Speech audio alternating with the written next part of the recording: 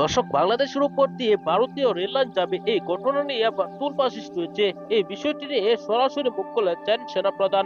সেনাপ্রধান কি বলেছেন সেই ভিডিওটি আমরা দেখব।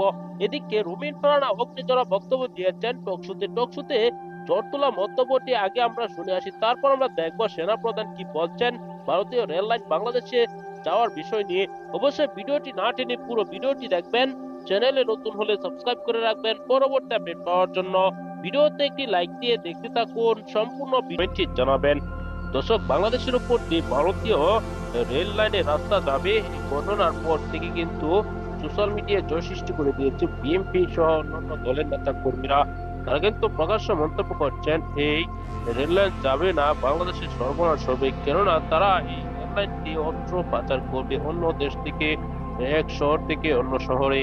দর্শক, এই পর কিন্তু সোশ্যাল মিডিয়ায় সকলেই মন্তব্য করছেন যে এই রেল লাইন যেন বাংলাদেশের উপর দিয়ে না যায়। দর্শক, কি কি ক্ষতি হতে পারে এই বিষয়টি নিয়ে চাঞ্চল্যকর তথ্য দিয়েছেন এই ভিডিওতে আপনারা দেখেছেন।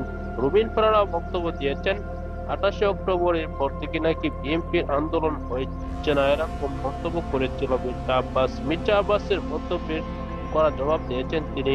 দর্শক, এরকম ভিডিও নিয়ে কিন্তু আমরা নিয়মিত আপলোড করে থাকি। এরকম ভিডিওগুলো পেতে চ্যানেলটিকে সাবস্ক্রাইব করে পাশে থাকা বেল বাটনটি অন করে দিবেন।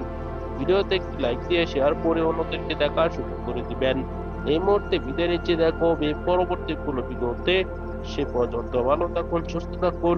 আসসালামু আলাইকুম ওয়া রাহমাতুল্লাহ।